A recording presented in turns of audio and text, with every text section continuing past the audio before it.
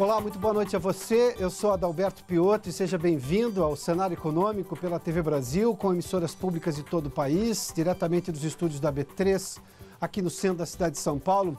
Aliás, dia importante hoje, os juros americanos tiveram uma nova alta, foi decisão do Banco Central dos Estados Unidos.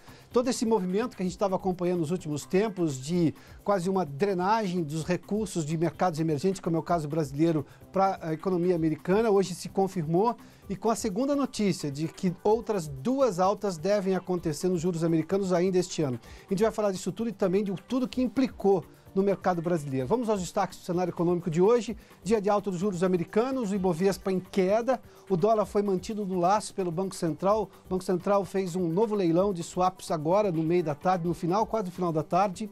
Eduardo Velho, o economista, estará aqui no programa para justamente entender qual o impacto agora com essa decisão do Banco Central dos Estados Unidos nas economias emergentes.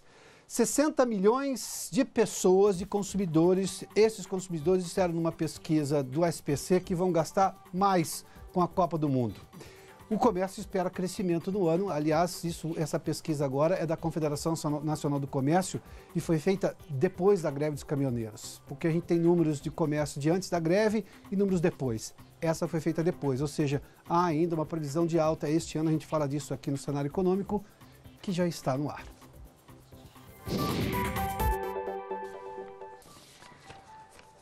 A Copa da Rússia começa amanhã, tem a cerimônia de abertura em Moscou, tem jogo da seleção russa, sempre o país anfitrião é o primeiro que joga, um jogo contra a Arábia Saudita.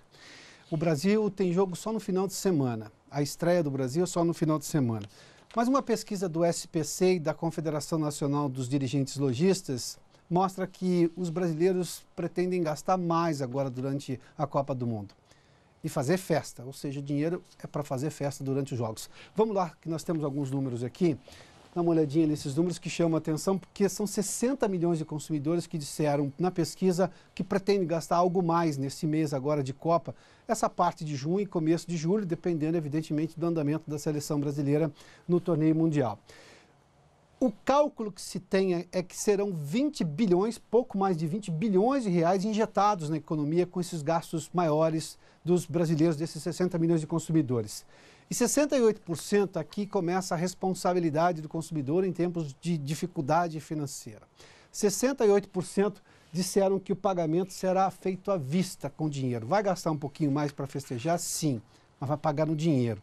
Depois tem cartão de débito, ou seja, que também tem dinheiro na conta, o cartão passa. Se não tiver dinheiro na conta, não passa. Uma pequena parcela está no crédito. E 63% disseram que vão fazer um orçamento. Se 63% disseram que vão fazer orçamento, isso significa dizer que 27% ou não vão fazer ou não souberam responder. Ou seja, temos praticamente um pouco menos do que um terço que não vai fazer ali um orçamento, uma projeção de gastos para que aquilo não seja um problema no final da festa da Copa. Mas enfim, a maioria diz que sim, vai se planejar para esses gastos a mais. E obviamente, os gastos a mais estão todos concentrados em festa. Compra de alimentos, foi citada tipos de alimentos, né? Pode ser alguma coisa ali para fazer um petisco. 91% disseram que vão gastar mais. E obviamente que aqui nós estamos falando de supermercado. O churrasco tem 49% de gastos previstos para fazer churrasco. Aliás, só uma informação para a gente complementar aqui, que é de cultura geral. O churrasco é hoje, já, na verdade, de alguns anos, a comida que é a comida nacional. Você cresceu provavelmente dizendo que a feijoada é o prato nacional brasileiro. Ainda é, culturalmente, por todas as razões. Mas a comida que mais se faz quando se junta pessoas para fazer festa no Brasil inteiro, cada um a seu estilo, é churrasco. Isso é uma pesquisa que já saiu há alguns anos, inclusive, mas que mostra o quanto que o churrasco ganhou a preferência do brasileiro. E bebidas, 87%, o gasto a mais vai ser com bebidas, 74% com cerveja, 72% com refrigerante. Esses dados são do Serviço de Proteção ao Crédito e da Confederação Nacional de Dirigentes Lojistas.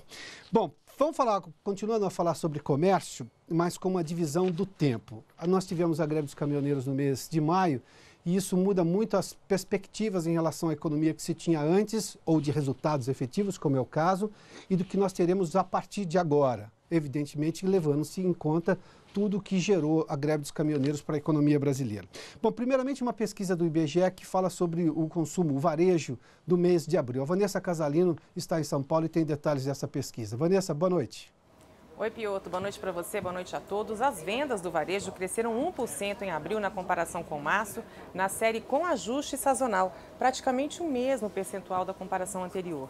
Na média trimestral, a expansão foi de 0,7%. Já na série sem ajuste sazonal, o aumento foi de 0,6% em relação a abril de 2017, a 13ª taxa positiva seguida, mas também a menos acentuada. No ano, a alta acumulada é de 3,4%, enquanto nos últimos 12 meses o resultado positivo está em 3,7%, o mesmo ritmo de março. De março para abril, as 8 atividades pesquisadas cresceram, com destaque para equipamentos e materiais para escritório, informática e comunicação, combustíveis e lubrificantes, artigos farmacêuticos, médicos, ortopédicos, de perfumaria e cosméticos. Já no chamado comércio varejista ampliado, que inclui atividades de veículos, motos, partes e peças de material de construção, a variação foi de 1,3% em relação a março. A média trimestral ficou em 1,1% e na comparação com abril de 2017, 8,6%, a 12ª positiva seguida. No ano, a alta é de 7,4% e de 7% nos últimos 12 meses, a maior taxa desde maio de 2013, Pioto.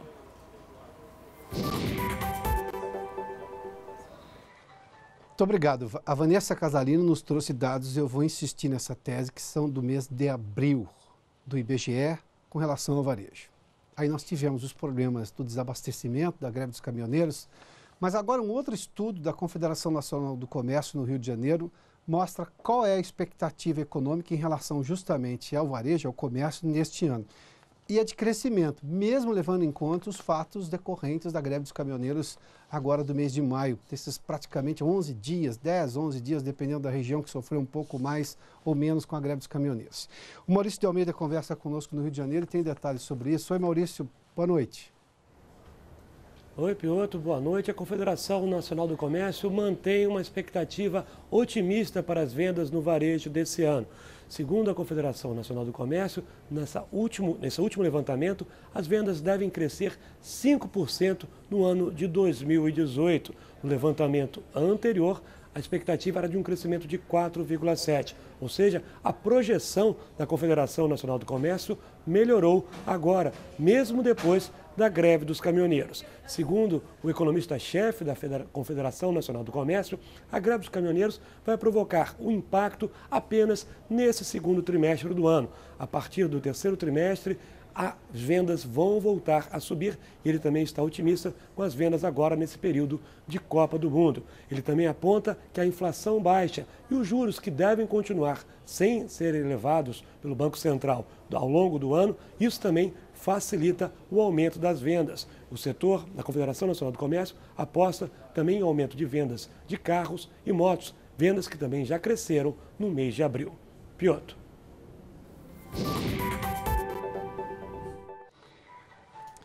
Passado o solavanco da greve dos caminhoneiros, que de alguma forma explicou, a gente está preparando inclusive uma série, eu vou antecipar aqui um assunto no cenário econômico, nós estamos preparando uma série de entrevistas para tentar entender exatamente como é que a população precisa compreender do ponto de vista da economia, e por isso serão economistas os entrevistados, o que exatamente significou a greve dos caminhoneiros.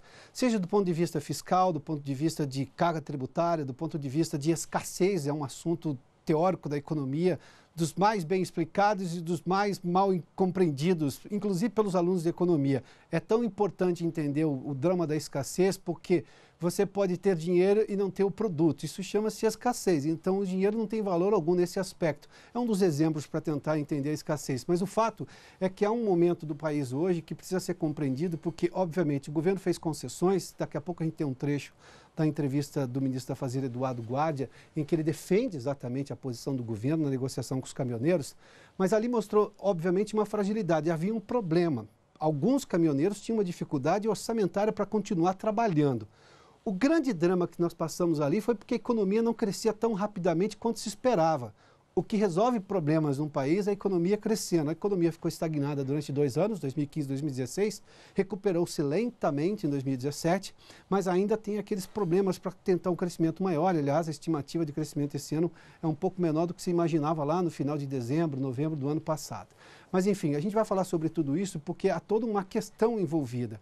Entender exatamente essa greve dos caminhoneiros e as razões de limites que o país tem, tanto de contas públicas quanto de inovações econômicas, isso tudo passa a ser necessário porque, claro, nós temos um ano eleitoral este ano, as pessoas vão votar e vão votar no Congresso, um Congresso que precisa ser renovado justamente para tentar entender o novo momento que passa o país e que passa o mundo, e sim, os membros do Executivo, tanto governadores, que são, caso, uma parte dos senadores e também o presidente da República. A gente vai falar sobre isso ao longo dos próximos dias aqui no cenário econômico.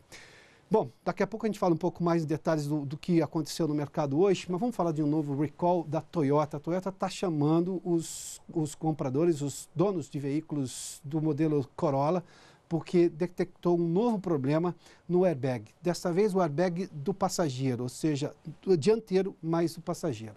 Vamos dar uma olhadinha aqui, olha, o modelo é o Corolla, os carros foram fabricados entre janeiro de 2010 e dezembro de 2012, ou seja, se você tem um carro nessa condição, leve em conta o fato. Os reparos são no airbag dianteiro, ou seja, do lado do passageiro, os problemas com o deflagrador do equipamento. A Toyota diz que é um problema de montagem, pode ter havido um problema de montagem, por isso ela está chamando o dono do carro para verificar. E no momento em que o airbag for necessário, ou seja, se numa colisão, evidentemente, ele pode não acionar da forma corretamente, causando problemas para o passageiro. O site da Toyota é esse, é toyota.com.br/web, agenda, telefone 0800 703 0206, mas com o Google você consegue achar exatamente o site da Toyota e, obviamente, entrar em contato para saber se o seu carro está nessa situação. Bom, vamos fazer um rápido intervalo, daqui a pouco a gente fala um pouco sobre o mercado financeiro, os números hoje do mercado financeiro. O Ibovespa voltou a cair, justamente influenciado mais uma vez, como tem sido influenciado nos últimos tempos, com essa saída de recursos de estrangeiros da Bolsa para levar para mercados mais sólidos do ponto de vista financeiro, mais seguros, como é o caso americano, justamente porque tinha essa ideia de que haveria um aumento na taxa de juros dos Estados Unidos.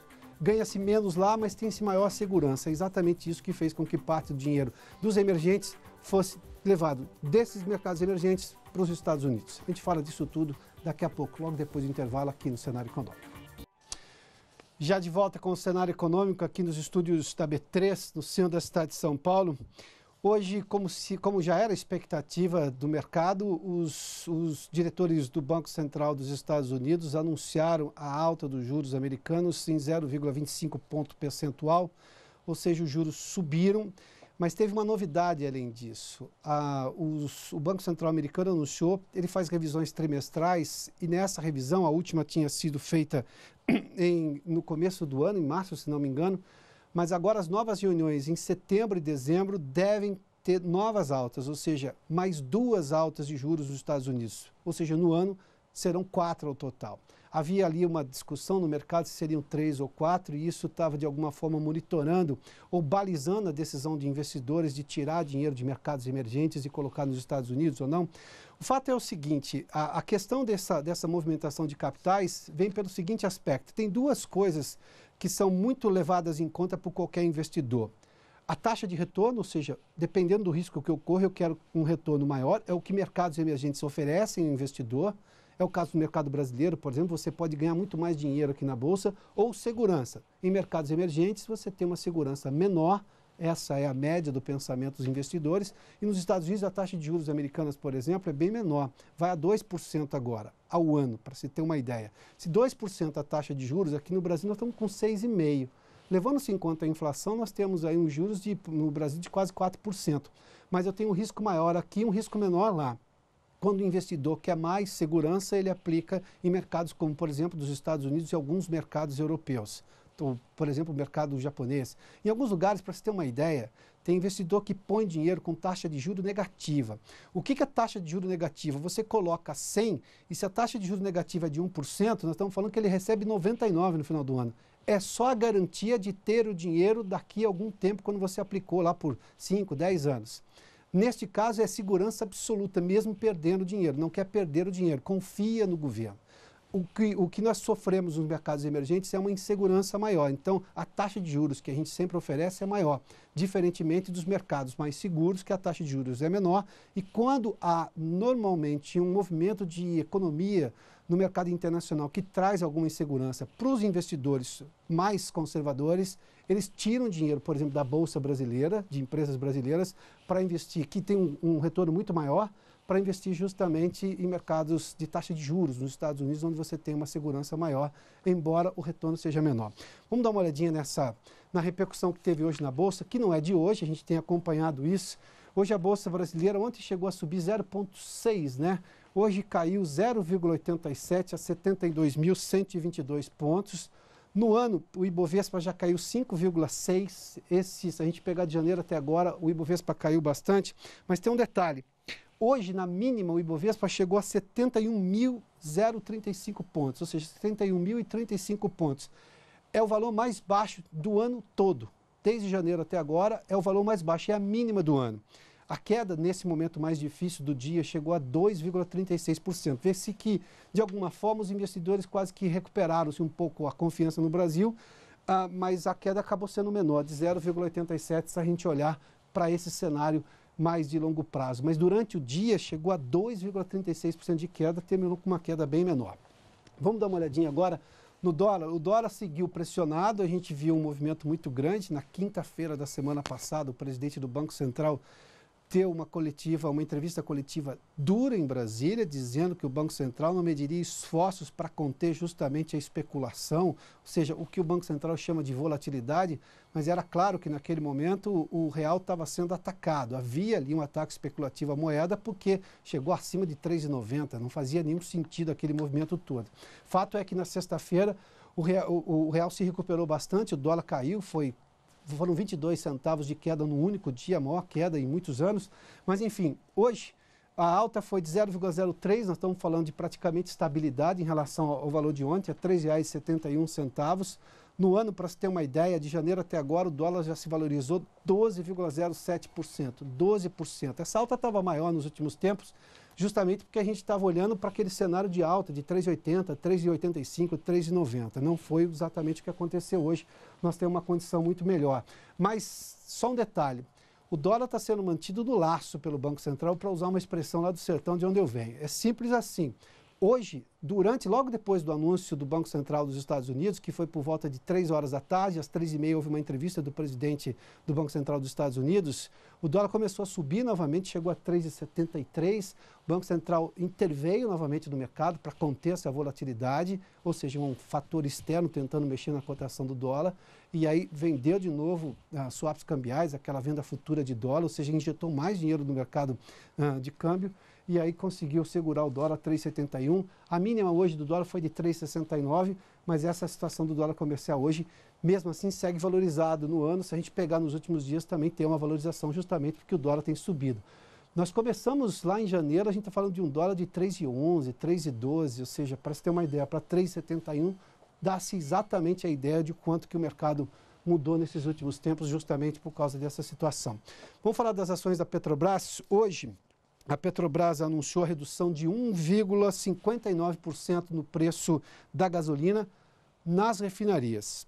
Vamos ver como é que ficaram as ações da empresa. Essas aqui são as ações preferenciais, uma queda de 1,42% a R$ 15,24. No ano, uma queda de 5,18%, se a gente olhar, evidentemente, o valor de janeiro e o valor de agora. Porque quando a gente pega no ano, a gente não está pegando os picos maiores. A ação da Petrobras chegou a se valorizar muito antes da greve dos caminhoneiros, nós tivemos uma valorização muito grande da Petrobras. Mas agora nós temos essa situação, se a gente olhar para as ações da Petrobras. Agora, essa queda, nós estamos falando que é uma queda nas refinarias. Se a gente olhar para o aspecto das refinarias, o dono do posto pode repassar ou não. O que o governo está verificando, depois do acordo com a greve dos caminhoneiros, é justamente o cumprimento no valor do diesel, porque ali houve um esforço fiscal justamente para tentar segurar o preço do diesel. Mas aí é para o acordo dos caminhoneiros. Na gasolina, vale o consumidor, tanto no diesel, mas também na gasolina, de entender qual é o dono do posto que está repassando ou não esse preço menor que ele compra na refinaria.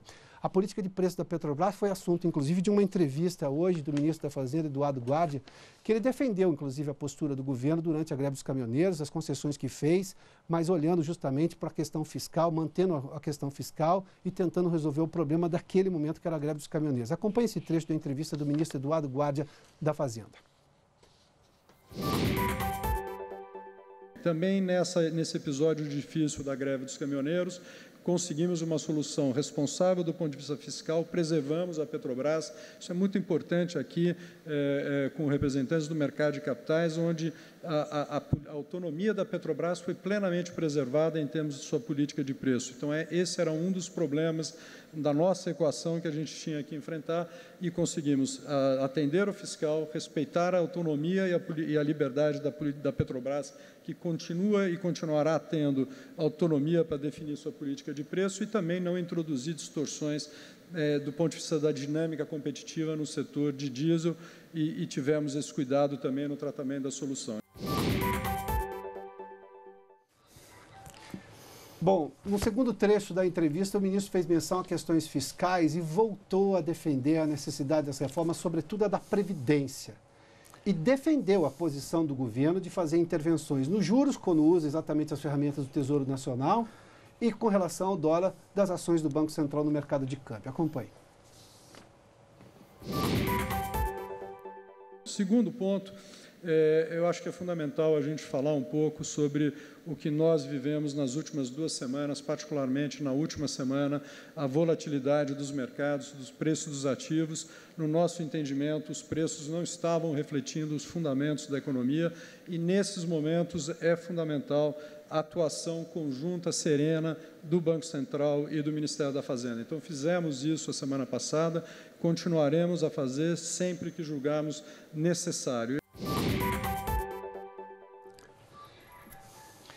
Bom, vamos conversar sobre o dia de hoje, que foi, de novo, intenso no mercado financeiro, mas sobretudo pela decisão do governo americano, na verdade do Banco Central dos Estados Unidos, de subir a taxa de juros, que já era esperada, mas havia dúvida se seriam mais 2 ou 3, ou mais uma só, enfim, novas altas de juros no mercado americano, que obviamente influenciam os países que estão nos mercados emergentes. Eduardo Velho está conosco. Velho, seja bem-vindo. Não te surpreendeu essa alta de 0,25 ponto percentual nos juros americanos, mas mais 2 altas no ano te surpreendeu ou não? Porque isso tem potencial para drenar mais recursos de mercados emergentes, que é o que fez a Bolsa cair nos últimos tempos, né? Eu acho que o grande ponto é que está ficando claro que a alta toda dos juros americanos deverá ser 3 ou 4 altas até o final do ano que vem.